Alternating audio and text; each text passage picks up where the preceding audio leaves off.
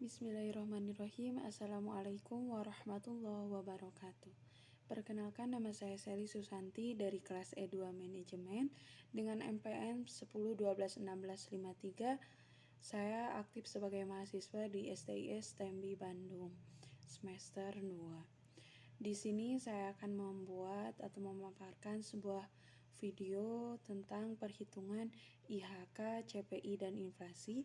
Video ini dibuat untuk memenuhi tugas ETS, Ilmu Ekonomi Makro dan Mikro dengan dosen pengampu Lis Anggi Puspita Dewi, SEMM.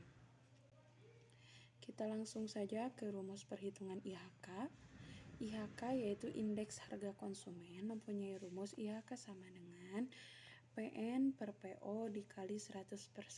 PN yaitu harga sekarang, sedangkan PO adalah harga tahun dasar.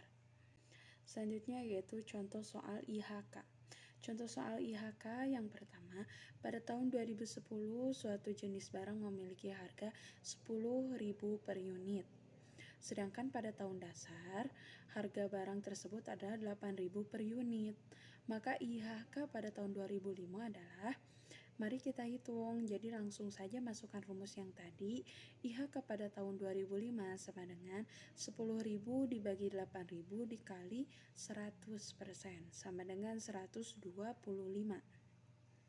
Jadi dalam menentukan IHK tahun dasar yang digunakan selalu berganti setiap 5 tahun. Contohnya, bila ingin menghitung IHK tahun 2003 sampai 2006, jadi tahun dasar yang digunakan adalah tahun 2002.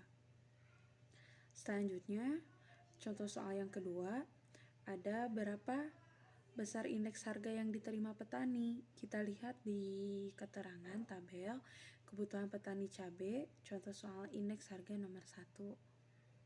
Ada macam-macam kebutuhan di situ, ada kebutuhan pupuk organik, pestisida pembasmi hama, dan benih bibit cabai. Lalu ada harga yang dibayar, ada juga harga yang diterima pada tahun 2015 dan 2016. Bisa dilihat di tampilan.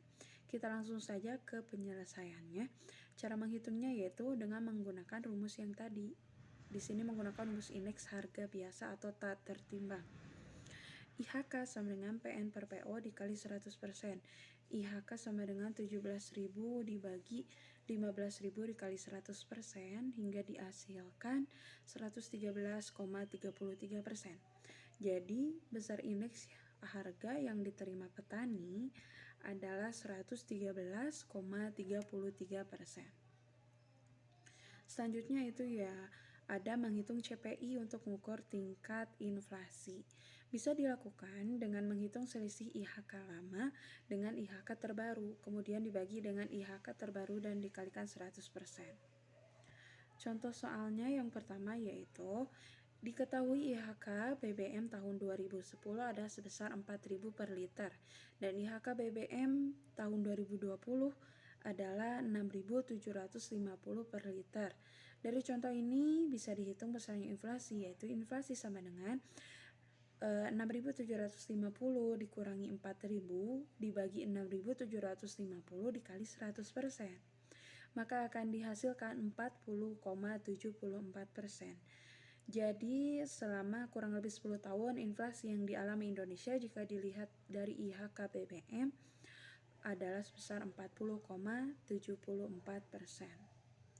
Jadi rata-rata inflasi per tahun 40,74% dibagi 10 sama dengan 4,074%. Selanjutnya ada perhitungan inflasi.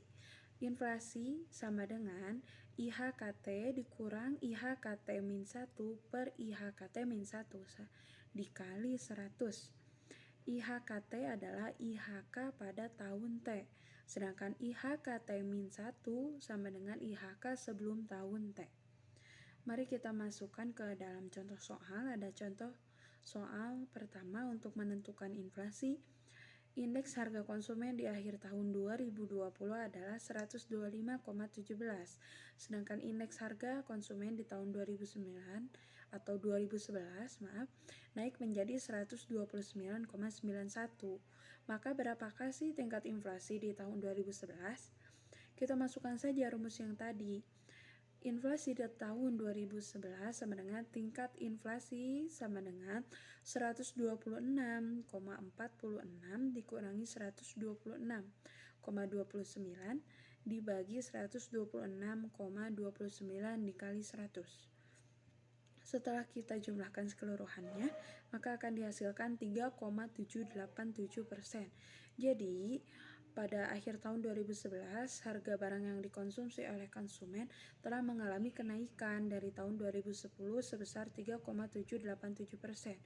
Jika ingin menghitung tingkat inflasi di bulan Januari dan Februari di tahun 2011, yaitu tingkat inflasi 129,91 dikurang 125,17 dibagi 129,91 dikali 100. Jadi tingkat inflasi adalah 0,134%. Lalu ada soal yang terakhir, yaitu berapa laju inflasi pada bulan Januari. Dapat kita lihat di tabel, ada bulan November, Desember, dan Januari. Langsung saja, IHKN sama dengan 106,35, IHKN-1 sama dengan 105,00.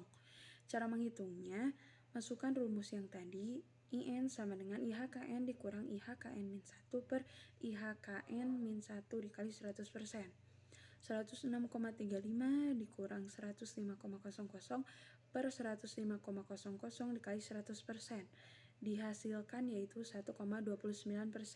Jadi laju inflasi pada bulan Januari adalah 1,29%. Mungkin hanya itu contoh soal yang dapat saya sampaikan. Mohon maaf atas segala kesalahan. Wassalamualaikum warahmatullahi wabarakatuh.